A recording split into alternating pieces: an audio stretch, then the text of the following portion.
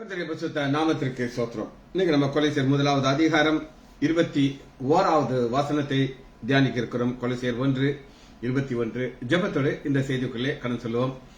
பிதாவே ஆராதிக்கின்றோம், இயேசுவே ஆர்ப்பரிக்கின்றோம், ஆவியானவரே அன்பு செய்கின்றோம், ஆவியானவரே உம்மில் அன்பு செய்கின்றோம், ஆராதிக்கின்றோம், ஆர்ப்பரிக்கின்றோம், அன்பு செய்கின்றோம், அம்மை ஆராதிக்கின்றோம், ஆர்ப்பரிக்கின்றோம், அன்பு செய்கின்றோம். மகனாக தெரிந்து கொண்டீர், மறுபடி பிறக்க வைத்தீர். மகனாக தெரிந்து கொண்டீர், மறுபடி பிறக்க வைத்தீர். ராஜாக்களும் நாங்களே, ஆசாரியரும் நாங்களே. ராஜாக்களும் நாங்களே, ஐயா ஆசாரியரும் நாங்களே. O bara bara, o bira bara, re kara re ga shabara.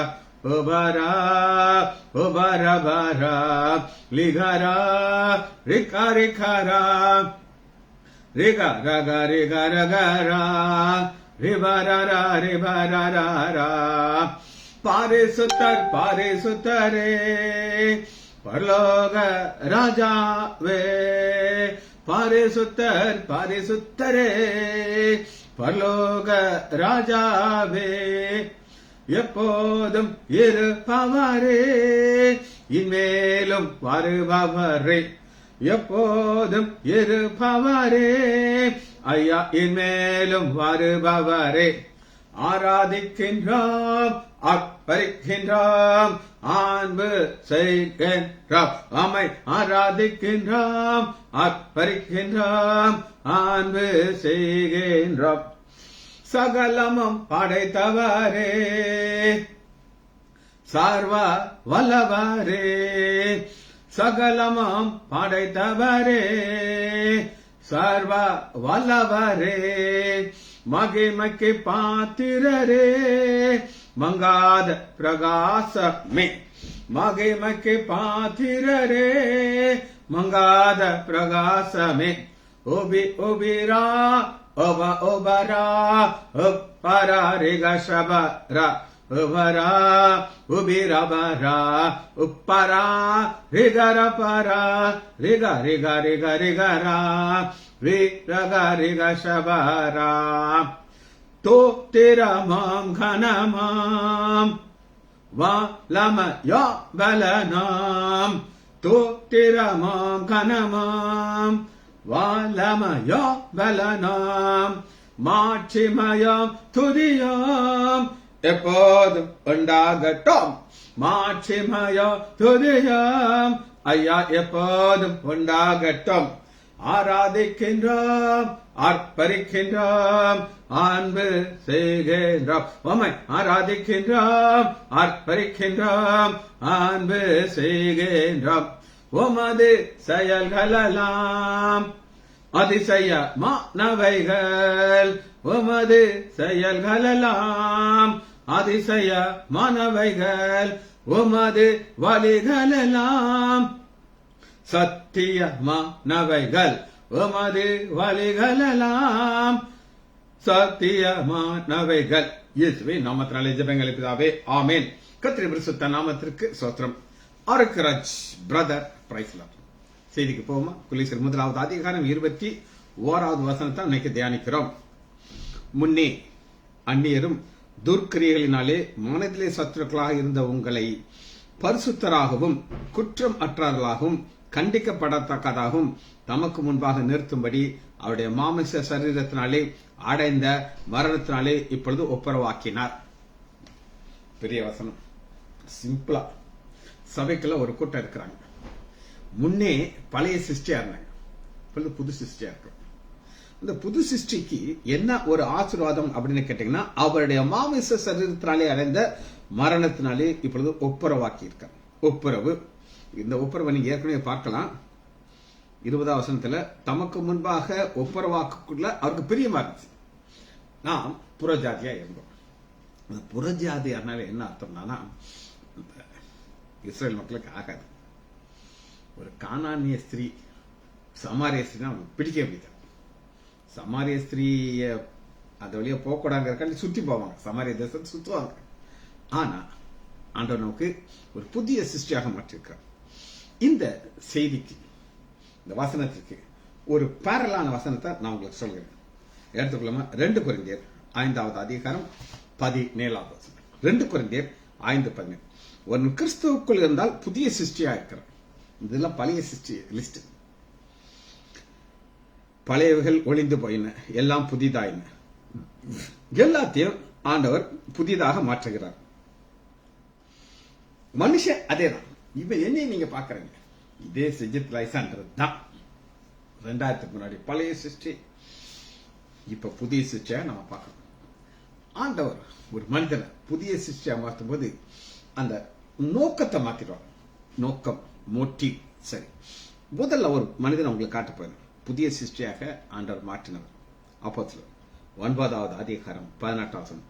உடனே அவன் கண்களில் இருந்து மீன் செதில் போன்றது விழுந்தன, அவன் பார்வை அடைந்து கேட்ட. சவுல் பவுல். சவுல் பயங்கர ஸ்பீட், அவர் எல்லாமே ஃபாஸ்டா போவார், எல்லாத்துலயும் ஃபாஸ்டா.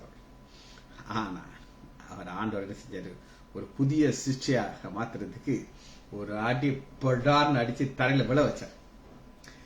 விழுந்த உடனே 3 நாள் ஃபாஸ்டிங் பிரேயர், படுத்த மாணிக்கு கிடக்கிறார். கையை தூக்கி தான் அவனை கூட்டிட்டு போகணும்.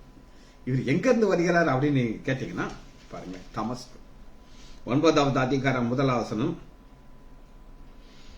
சவுல் என்பவன் இன்னும் கர்த்தருடைய சீசலை பயமுறுத்தி கொலை செய்து. இவர் எங்க இருக்காருன்னா தமஸ்கு வீதியில தான் ஆண்டவர் சந்திக்கிறார்.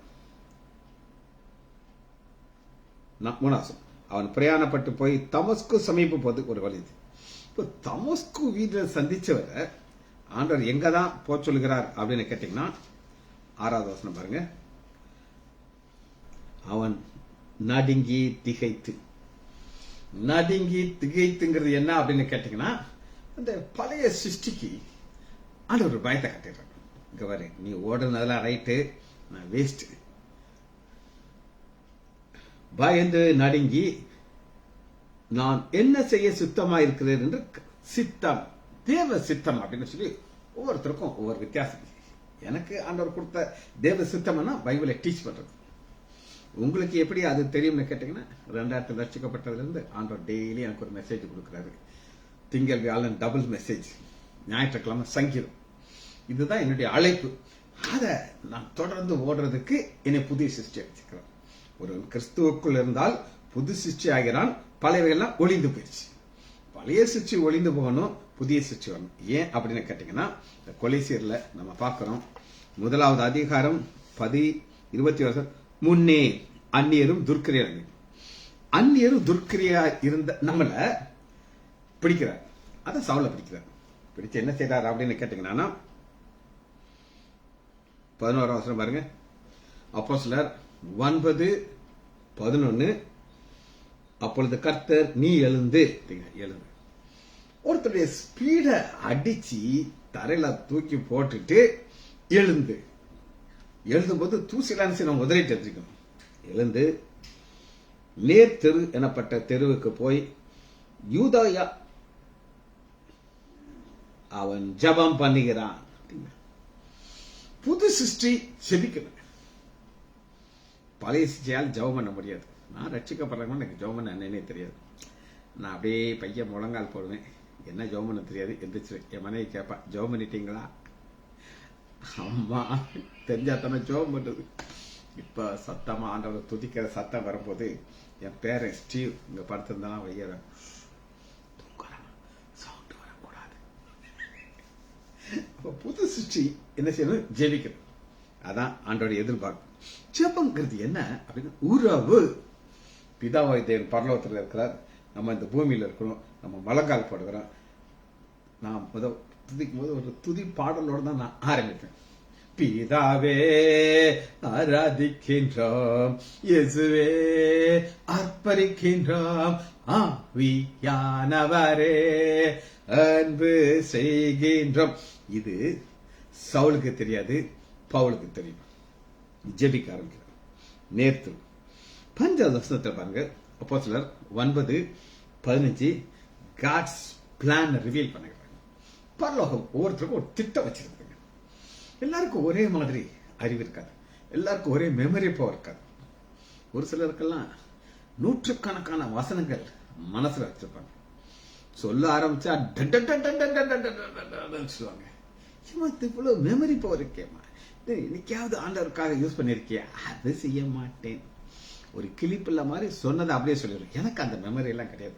நான் பைபிள வசனத்தை எங்க நோட்ஸ் எழுதி வச்சிருப்பேன், பெருட்டு தான் நான் வாசிக்குவேன். அது ஆண்டவர் எனக்கு கொடுத்த கிருபை, எல்லாருக்கும் தான் கொடுக்க மாட்டேன். சரி, காட்ஸ் பிளான் என்ன நான் உங்களுக்கு சொல்லிடுறேன். புது சிருஷ்டிக்கு என்ன பிளான் வச்சிருக்காரு? அப்போஸ்தலர் 9வது அதிகாரம் 15. அதுக்கு கர்த்தர், நீ போ, அவன் சவுல் பவுலாக மாற்றியாச்சு, புறஜாதியாருக்கும் ராஜாக்களுக்கும் இஸ்ரவேல் புத்திரருக்கும் 3 கூட்டம் புறஜாதியார். புறஜாதியாகிய நமக்கு, யாருக்கு புறஜாதி? நமக்கு ஆண்டவர் ஒரு சவுல உண்டு பண்ணுகிறார், பவுலாக மாற்றி கொடுக்கிறார். ராஜாவுக்கும் இஸ்ரவேல் புத்திரருக்கும் என்னுடைய நாமத்தை அறிவித்ததற்காக நான் தெரிந்து கொண்ட பாத்திரமா இருக்கிறான். பாத்திரம், கோபாக்கனின் பாத்திரத்தை ஆண்டவர் கிருபையின் பாத்திரமாக மாற்றுகிறார். கோபாக்கனி ஆண்டவர் இந்த சவுலையும் என்னையும் 2000 முன்னாடி பார்த்தோம்னா அழிச்சிருப்பார். ஆனா இப்ப பார்க்கும்போது சந்தோஷப்படுகிறார். இன்னைக்கு நான் செய்தியை சீக்கிரம் ஆரம்பிச்சுட்டேன். ஆவியானவர் பெரிய செய்தி கொடுக்கிறார். இந்த பெரிய செய்தியை கொடுக்கறதுக்கு 1/2 மணி நேரம் காண மாட்டேங்குது. என் மனைவிட்ட ரிக்வஸ்ட் பண்ணி, அம்மா நான் கொஞ்சம் சீக்கிரம் போய் ஒரு 7 ஆளுக்கெல்லாம் மெசேஜ் கொடுக்க போறேம்மா. அவ கேட்டா, ஏன்? ஏன்னா அவளுடைய பேசுற டைம் குறையுது. நான் சொன்னேன், இங்க பாரு, எனக்கு 8 மணிக்கு சுமை போகணும், இப்ப இங்க கொஞ்சம் எக்ஸ்டெண்ட் பண்ணிட்டா ஒரு 3/4 மணி நேரம் நான் செய்தி சந்தோஷமா அப்படி ஸ்லோவா ஸ்டெடியா கொடுப்போம்னு சொல்லியாச்சு. அதனால தெரிந்து கொண்ட பாத்திரம், கோபாக்கினியின் பாத்திரம் எப்படி இருக்கும்? அழிச்சு இந்த கிருபா பாத்திரத்தை தெரிந்து கொள்ளுகிறார். அடுத்து பாருங்க 16வது வசனத்துல ஆண்டவர் அடுத்த சைடையும் காட்டுகிறார். சிலுவைக்கு 2 பக்கம் இருக்குதுங்க. ஒரு பக்கம் சிலுவையை சகிக்கணும், இன்னொரு பக்கம் பிதாவுடைய சிங்காசனத்துல போய் உட்காரலாம். பாடு ஒரு பக்கம், சிங்காசனம் அடுத்த பக்கம். அவன் என்னுடைய நாமத்திற்காக எவ்வளவாக பாடுபடும். இவ்வளவு நாளும் இயேசுங்கிற பேரை கேட்டாலே அடிச்சு கொண்டு விடுவோம். இப்ப நீ ஒரு காலத்துல பாடுபடுத்திட்டு இருந்த, நீ பாடுகளை அனுபவிக்க போகிற. இது காட்ஸ் பிளான். இந்த ஒரு ஓட்டத்தை ஓடிட்டு கடைசியில இந்த ஓட்டத்தை எப்படி இந்த பவுல் முடிக்கிறார் அப்படின்னு கேட்டீங்கன்னா, 2 தீமோத்தேயு 4வது அதிகாரத்துல ஓட்டத்தை முடித்தேன், கீழே விழுந்தாரு, எழுப்பி விட்டாரு, ஓட வச்சாரு, ஓட்டத்தை முடிக்கிறார். விசுவாசத்தை காத்துக்கொண்டேன், எனக்காக ஒரு கிரீடம் வைக்கப்பட்டிருக்குது. எனக்காக மாத்திரமல்ல, யார் யாரெல்லாம் இந்த ஓட்டத்தில் என்னோட இணைந்து எல்லாருக்கும் கிரீடம் கிடைக்கின்றது. சரி, உங்களுக்கு சவுல் பவுல்ங்கிற ஒரு நபரை காமிச்சாச்சு. இப்போது சகோதரியை காட்டப் போகிறேன். எஸ்தர் பக்கம் 6 to 8. பழைய சிருஷ்டி, புதிய சிருஷ்டி.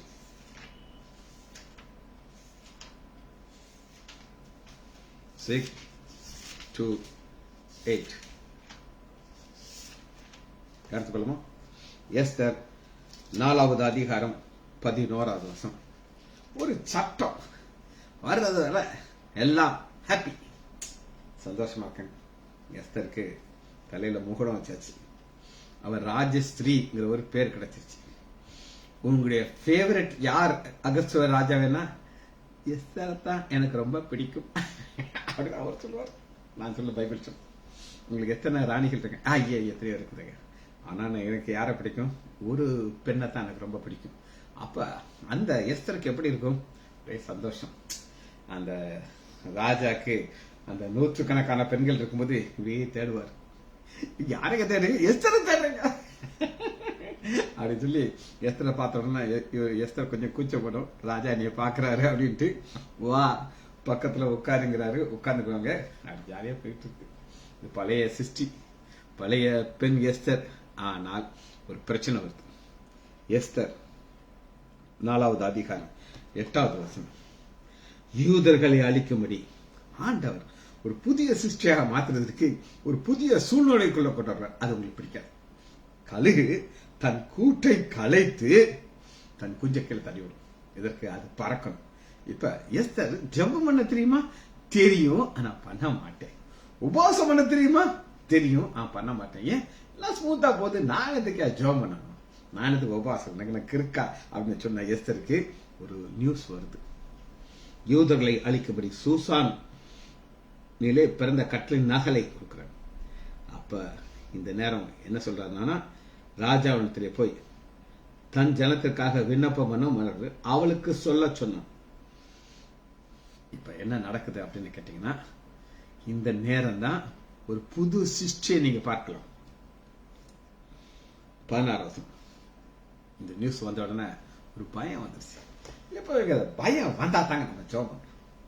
ஒரு தடவை அம்மா ஜெயலலிதா இருக்கும்போது மத தடை சட்டம் அப்படின்னு ஒரு சட்டம் வருது. நாங்கெல்லாம் நடுங்கிட்டோம். என் தம்பி டாக்டர் விமலேஷ் லைசாண்டர் சொல்றாரு, உனக்கு தெரியுமா ஒரு சட்டம் வந்திருக்கு, அது என்ன அப்படின்னு கேட்டேன். இப்ப நம்ம எல்லாம் சுவிசேஷன் சொல்லிட்டு இருப்போம் 7 மணிக்கு அங்க போய், அப்ப நான் வருவேன், இப்ப வர்றது கிடையாது. உனக்கு தெரியுமா, யாராவது ஒரு பெண் சுஜித் லைசாண்டர் என்னை கட்டாயமாக இயேசுவை ஏற்றுக்கொள்ளணும்னு சொன்னார்னா உனக்கு பெயில் இல்லாத அரெஸ்ட் உனக்கு இருக்கும். நான் வந்துட்டு ஒரு கேள்வி கேட்டேன், ஜெயிலுக்குள்ள போறதுக்கு எனக்கு பிரச்சனை இல்லை, பைபிள் கொண்டு போலாமான்னு கேட்டேன். அதெல்லாம் கொண்டு போலாம் அப்படின்னு சொன்னான். பைபிள் இஸ் அலவுட், எந்த புக்ஸ் மேலும் கொண்டு போலாம், அது போதும் சரி பண்ணிட்டு. ஆனா அன்னையிலிருந்து இன்னைக்கு வர இந்த ஊழியத்தை தொடர்ந்து நடத்த ஆண்டவர் கிருபை கொடுக்கிறாரு. இப்ப புது சிருஷ்டிங்கிற ஒரு எஸ்தர் நான் உங்களுக்கு காட்ட போறேன். எஸ்தர் 2வது அதிகாரம் 10. நீ போய் சூசான்ல இருக்கிற யூதர்களை எல்லாம் கூடி வர செய்து 3 நாள் அல்லும் பகலும் புசியாமலும் கொடியாமலும் எனக்காக உபவாசம் பண்ணு. அப்ப இந்த ஜெபம் யாருக்காக? புது சிருஷ்டியாகிய எஸ்தருக்காக. அன்னைக்கு ரூல் என்னன்னா, ராஜா பெர்மிஷன் இல்லாம ராணியா இருந்தா கூட உள்ள வரக்கூடாது, அதான் கண்டிஷன். ஆனா இவங்க என்ன சொல்றாங்க, நான் ஜெபம் பண்ணுவேன், என் தாதிகளும் ஜெபம் பண்ணுவாங்க, சாப்பிட மாட்டோம், தண்ணி குடிக்க மாட்டோம், அப்படி ஜெபிக்கிறோம், உபவாசம் பண்ணி இவ்விதமாக சட்டத்தை மீறி ராஜாவிடத்தில் பிரவேசிப்பேன், நான் செத்தாலும் சாகிறேன், செத்தாலும் சாகிறேன். இவ்வளவு நாளும் ராணி ஒரே ஹாப்பி நானு ஒரு அடிமையா வந்த இந்த ஊருக்கு. ஆனா இன்னைக்கு ராஜா பக்கத்துல உட்கார்ந்துருக்கேன், ராஜாவுடைய ஃபேவரட்டான ராணி நானு. ஆனா இப்ப சாகிறதுக்கு ரெடி, அது சாகிறதுக்கு ரெடி ஆகிறது தான் ஆண்டவர் பார்க்கிறார்.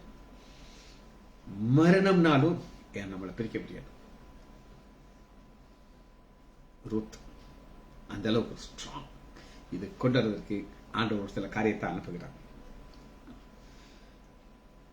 5வது அதிகாரம் 1வது வசனம். எஸ்தர் 3 நாளிலே எஸ்தர் ராஜ வஸ்திரத்தை தரித்துக் கொண்டு, இப்ப ரட்டு வஸ்திரம் மாறிடுச்சு, ராஜ வஸ்திரம் மாறிடுச்சு. ராஜா அரண்மனையிலே ராஜாவும் கொள்ள இருக்கிற சாரதி வந்து நின்றார்.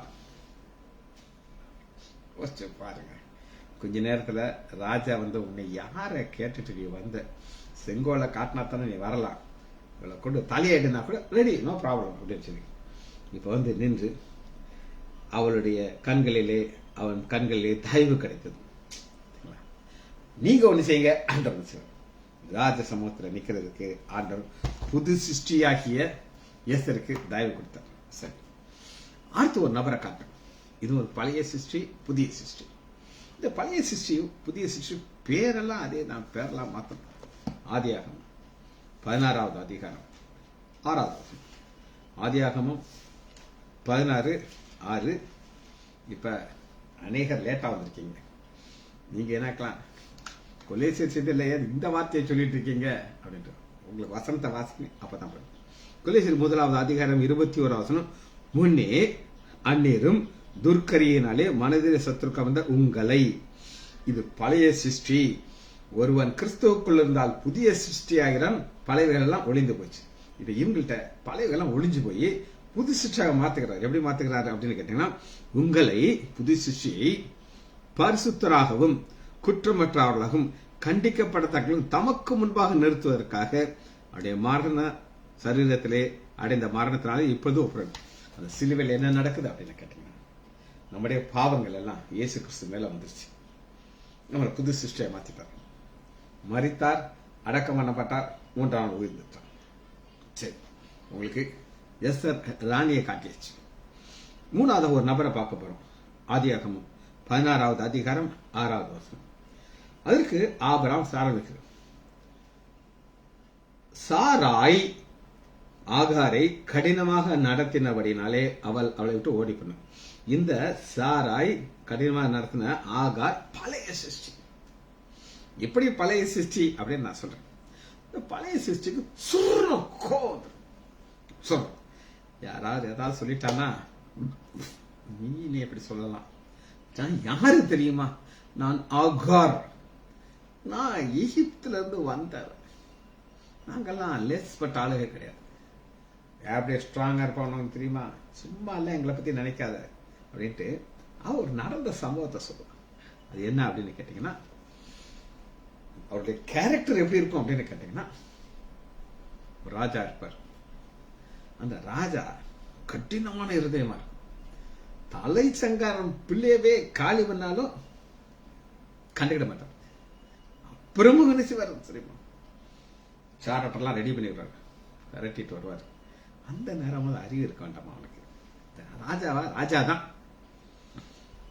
ஆனா அவர் என்ன நினைக்கணும் அப்படின்னா, இந்த யெகோவா தேவன் மோசே மூலமாக 10 வாதியை அனுப்பினாரு. கடைசி வாதில ஏன் தலைச்சங்கான்னு போயிட்டாங்க. இப்பயாவது நான் கொஞ்சம் ஒழுங்கா இருந்திருக்கணும். அப்படி கிடையாது. இந்த ஆகார் அந்த சந்ததியில வந்த பொண்ணு தான். நல்லா எவ்வளவு ஸ்ட்ராங்கா இருப்பா தெரியுமா உங்களுக்கு? அடுத்து இன்னும் கொஞ்சம் டீப்பா போய் பார்த்தீங்கன்னா, இந்த செங்கடல் வர வந்துருச்சு. வரும்போது இவன் கோலை நீட்டான், செங்கடல் 2ஆ பிளக்குது. அப்பயாவது அவன் மைண்ட்ல கொஞ்சம் பயம் இருக்கணும். ஐயோ, இப்படி ஒரு பவர்ஃபுல் காடை நாங்க பார்த்ததே இல்லையா, மரியாதையா திரும்ப நான் போயிருந்தேன்னா பிழைச்சிருப்பான். ஆனா ராஜா திமிர் பிடிச்சேன். இந்த எய்த்துல அப்படிப்பட்டவங்க, அப்படிப்பட்ட ஒரு லேடி. அதான் பழைய சிருஷ்டி. இவன் வீம்புல பின்னாடியே போனான், செத்து போயிட்டான். அந்த பரம்பரையில அந்த ரத்தத்துல வந்த பெண் ஆகார் பழைய சிருஷ்டி என்ன செய்கிறா அப்படின்னு கேட்டீங்கன்னா, ஓடி போயிடும் பழைய சிருஷ்டி. 7வது வசனம், நம்முடைய ஆண்டவராகிய இயேசு கிறிஸ்து இந்த பெண்ணை சந்திக்கிறார். 7வது, கர்த்தருடைய தூதனானவர், பழைய ஏற்பாட்டில் தான் நம்முடைய ஆண்டவராகிய இயேசு கிறிஸ்து. அவளை வனாந்தரத்திலே சூருக்கு போகிற வழியிலே நீருடைய கண்டு பார்க்கிறார். யார் யார பார்க்கிறா? ஆண்டவர் பழைய சிருஷ்டியாகிய ஆகார பார்க்கிறார். கண்டு, அண்டர்லைன் பண்ணிக்கோங்க, கண்டு. ஒரு கேள்வி கேட்கிறார். சாராயின் அடிமை பெண்ணாகிய ஆகாரே, வெறுமனே ஆகாரம் சொல்ல, அது சாராயின் அடிமை பெண். என்ன அர்த்தம்னா, நீ ஒரு திமிர் பிடிச்ச பெண்ணு, எங்களுக்கு தெரியும். உங்க ரத்தம் என்ன ரத்தம் எங்களுக்கு தெரியும். ஆனாலும் அந்த திமிர்த்தனத்தை அடக்கு. என்ன நீ ஒரு அடிமை? அடிமைனா வார்த்தை கேட்கணும். சொன்னோம் சுரணம் கோலம் வரக்கூடாது. எங்கே இருந்து வருகிறாய், எங்கே போகிறாய் என்று கேட்டார். ஃப்ரம் டு, அது தெரியுமா? தெரியும். அவள், நான் என் நாச்சியார் ஆகிய சாராளை விட்டு ஓடி போகிறேன் என்றார். ஏன் ஓடி போகிறாய்? எங்கே இருந்து வந்தாய்? என்னை கடினமாக நடத்தினாங்க. நான் ஒரு அடிமை, எனக்கு தெரியும்.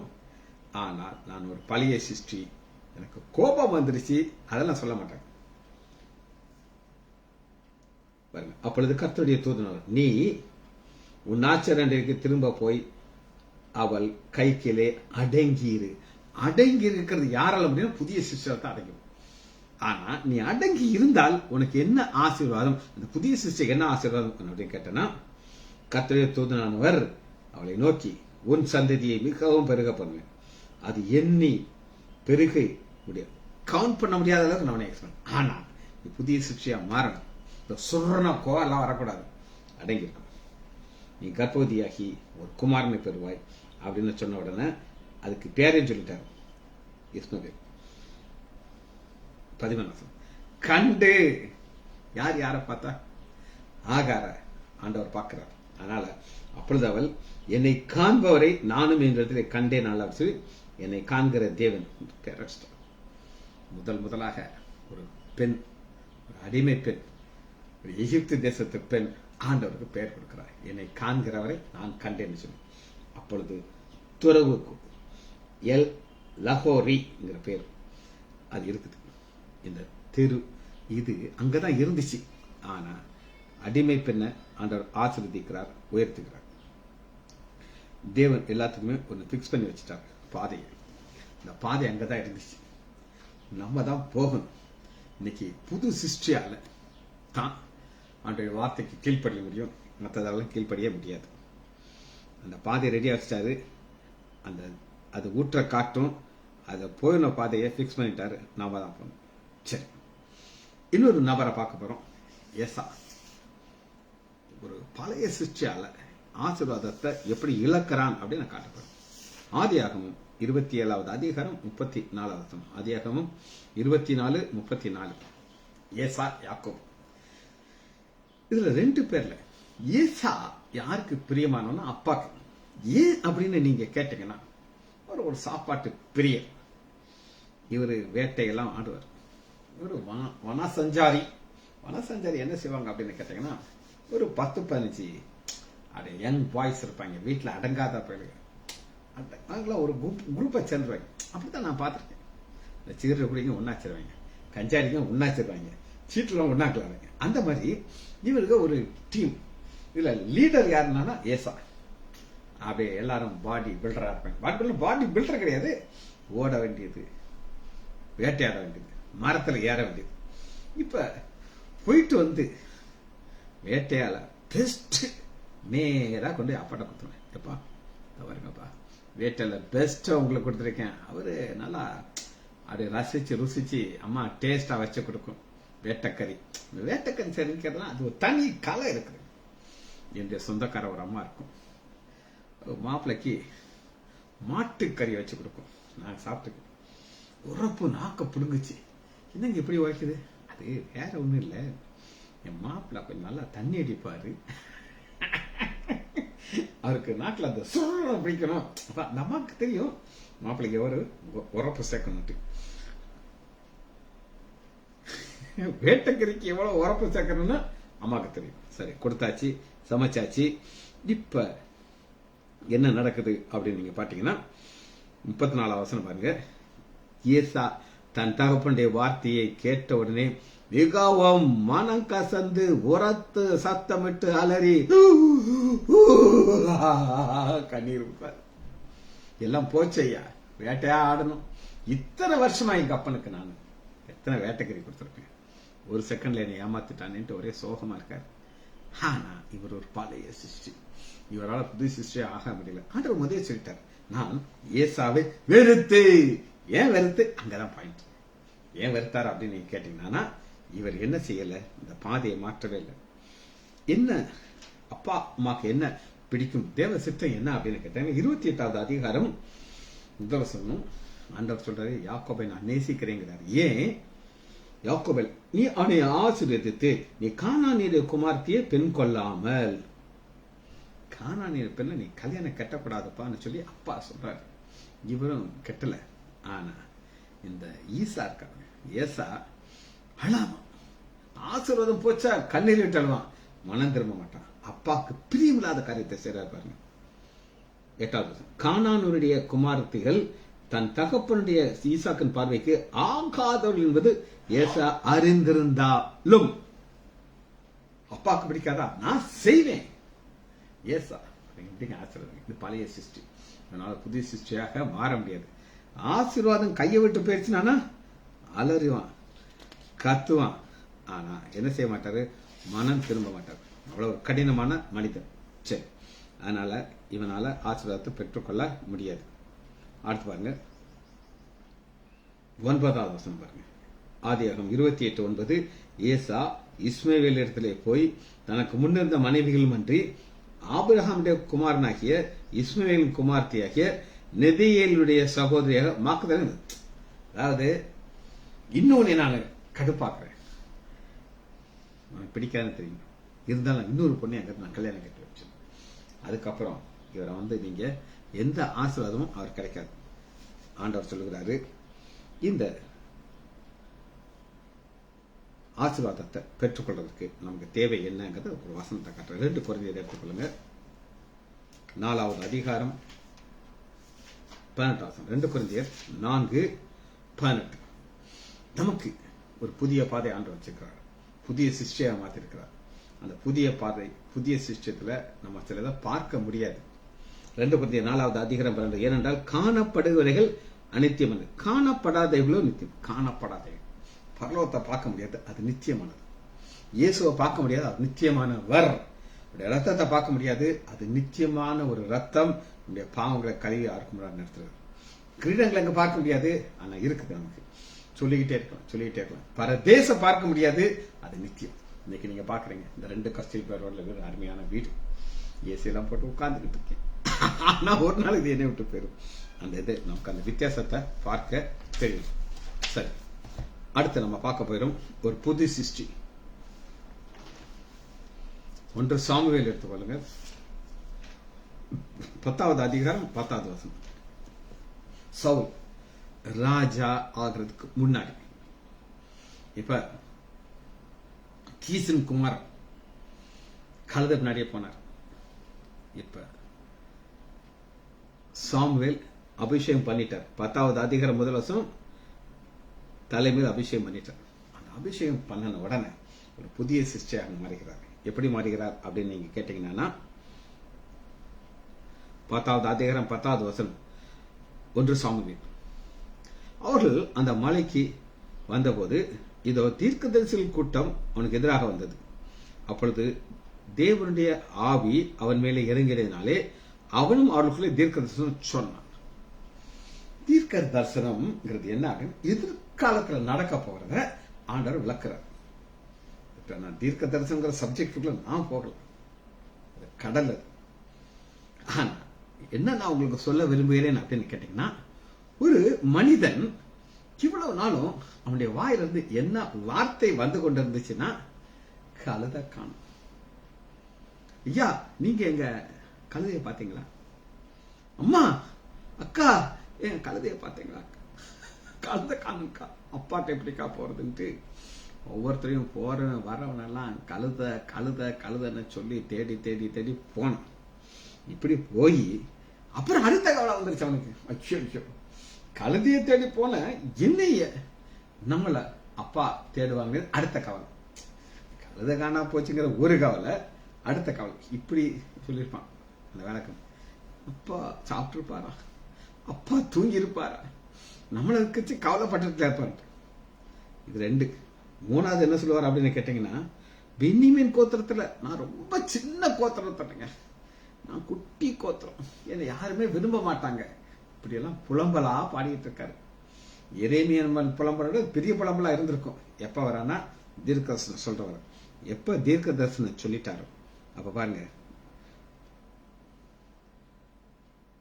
10வது அதிகாரம் 9. 1 சாமுவேல் 10:9.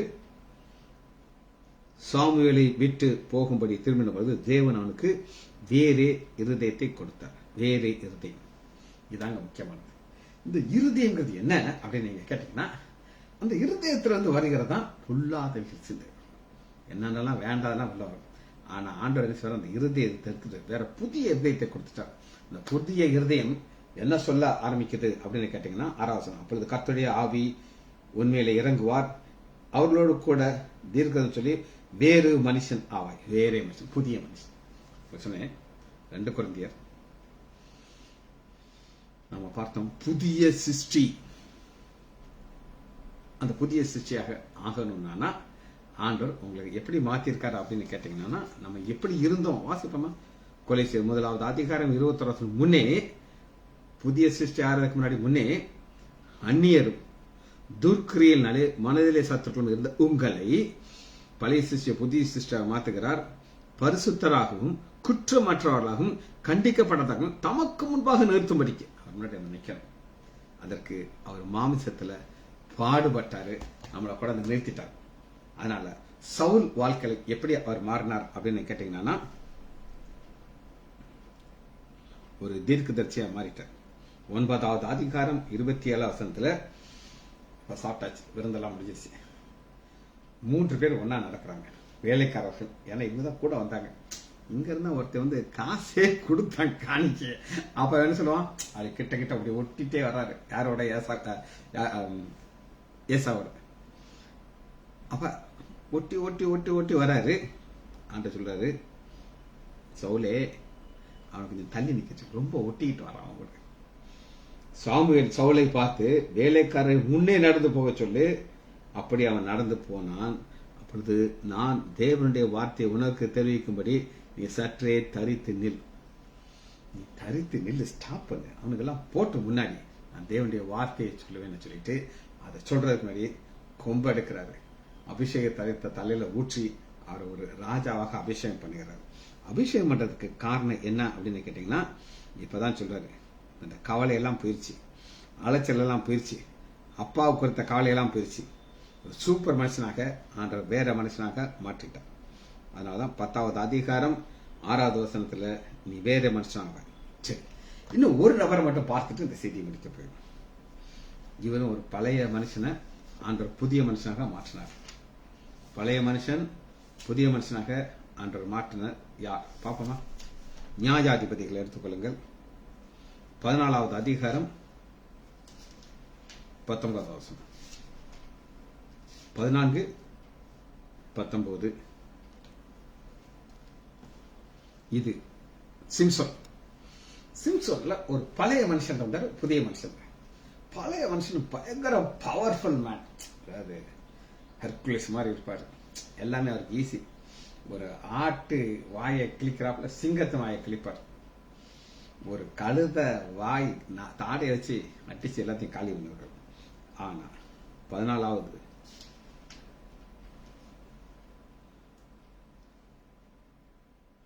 16வது அதிகாரம் 22வது வசனத்தை வாசிப்போம். 16, 22. புதிய மனுஷனுக்கு புதிய முடி முளைச்சிருங்க. அவர் ஒரு நசரேயன். அவருடைய முடியை வெட்டக்கூடாது. ஆனா எதிரி வந்தாங்க, வெட்டினாங்க, பவர்லாம் போயிடுச்சு, கையை கட்டி வச்சாச்சு, மாவை அரைக்க உட்கார வச்சாச்சு. கண்ணு போயிடுச்சு. கண்ணு இல்ல, ஆனால் மனக்கண் இருந்துச்சு. காணக்கூடாதவர்களை பார்க்கறதுக்கு ஒரு கண் இருந்துச்சு அவருக்கு. பாருங்க, நியாயாதிபதிகள் 16வது அதிகாரம். இது பெலிஸ்தியர் அவனை பிடித்து அவன் கண்களை பிடுங்கி காசாவுக்கு கொண்டு போய் அவனுக்கு 2 வெண்கல மாட்டி மாவாட்டி கொண்டிருக்கிறார். பின்னாடி 2 சாட்டை வச்சிருப்பாங்க, அட்டி ஸ்பீடு குறைஞ்சாம. இவர் மாவாட்டிக்கிட்டே இருக்கும் போதே ஆண்டவர் ஒரு கிரியை செய்கிறார். என்ன செய்தார் பாருங்க. அவன் தலைமுயர் சிரைக்கப்பட்டது, பின்பு முளைக்குது. 2 நாள் நான் ஷேவ் பண்ணல, 3வது நாள் தாடி வந்து, பெரிய தாடி கிடையாது, குட்டி குட்டியா இருக்கும். கொஞ்சம் 60 பார்க்க நான் ஷேவ் பண்ணிருக்கேன். ஆனா மாவாட்டிக்கிட்டே இருக்காரு. மாவாட்டிக்கிட்டே இருக்கும்போது அவர் ஒரு ஜெபம் பண்ணுகிறார். அது என்ன ஜெபம் அப்படின்னு கேட்டீங்கன்னா, 28வது அதிகாரம். கர்த்தரை நோக்கி கூப்பிட்டு, கர்த்தராகிய ஆண்டவரே, இந்த ஒரு விசை என்னை நினைத்தருளும். தேவனே என்னை பலப்படுத்தும், நினைத்தருளும், பலப்படுத்தும். புதிய சிருஷ்டிக்கு புதிய முடி முளைச்ச உடனே ஜெபம். நினைத்தருளும், பலப்படுத்தும். மாவு ஆட்டிக்கிட்டே டக டக்க டக டக்க டக்க, நினைத்தருளும், பலப்படுத்தும். ஜெபம் இங்கேயே ஆரம்பிச்சிருச்சு. ஏன்னா அங்கேயே முடி முளைச்சிருச்சு. நீங்க ஒத்துக்கிட்ட இல்லைன்னா ஒன்றும் பிரச்சனை இல்லை. நீங்க இங்கதான் ஜெபம் பண்ண ஆரம்பிச்சாரு. சரி, இங்க வெளியில ஜெபம் பண்றாரு, அங்கேயே ஜெபம் பண்ண ஆரம்பிச்சாரு. நினைச்சிருப்பாரு, நான் எவ்வளவு பெரிய ஒரு நியாயாதிபதியாக ஆண்டவர் கூப்பிட்டு பண்ணினார். தாயின் கற்பத்திலே என்னை உண்டாக்குனார். நான் போய் இந்த தெளிலால் சனியை மடியில போய் படுத்து கிடந்தேன். இப்ப எனக்கு புத்தி வந்துருச்சு. நான் புதிய சிஸ்டியா மாறிட்டேன். குடி முளைக்க ஆரம்பிச்சிருச்சு. புது பலன் ஆண்டவர் கொடுக்க ஆரம்பிச்சிட்டார். அந்த புது பலனுக்கு நான் ஜெபம் பண்ணுகிறேன். என்னை நினைத்தருளும், என்னை பலப்படுத்தும், நினைத்தருளும், பலப்படுத்தும். ஜெபத்தை போடுறாரு. அந்த ஜெபம் ஆரம்பிச்சிச்சு. உங்களுக்கு தெரியும், எல்லாம் ஆள் காலி. இப்ப தெளிலால் முயடு எல்லாம் போச்சு. ஒரே ஒரு வசனத்தை வாசிச்சுட்டு இந்த செய்தியை முடிக்கப்படுது. சங்கீதம் 81வது அதிகாரம் 14வது வசனத்தை வாசித்து முடிக்க. நான் சீக்கிரத்தில் அவர்கள் எதிராளிகளை தாழ்த்தி. எல்லாருக்கும் ஒரு எதிராளி இருக்காங்க. தெளிலால் ஒரு எதிராளி, காசா பட்டணத்திற்கு எல்லாரும் எதிராளி. ஆனா தாழ்த்தி என் கைகளை அவர்கள் சத்துருக்கு விரோதமாக திருப்பேன். என் கைகை. யாருக்கு இது முடியும் அப்படின்னு கேட்டீங்கன்னா, ஆண்டுடைய பிள்ளையா இருக்கணும், சபைக்குள்ள இருக்கணும், பழையதெல்லாம் ஒளிந்து புது சிருஷ்டியாக மாறலுக்கு இந்த ஆசீர்வாதம் ஜெபிச்சு முடிக்குமா. மகா இரக்கமாம் கிருபையுள்ள பிதாவே உம்மை துதிக்கிறோம் ஐயா. சபைக்குள்ள இருக்கிற புது சிருஷ்டிக்கு இருக்கிற புது பலனை தந்ததுக்காக நன்றி ராஜா. பிள்ளைகள் ஒவ்வொருவரையும் என் ஆண்டவராகிய இயேசு கிறிஸ்துவின் நாமத்தினாலே ஆசீர்வதிக்கிறேன். இயேசுவின் நாமத்தினாலே ஜெபங்கள் பிதாவே. ஆமேன், ஆமேன், ஆமேன்.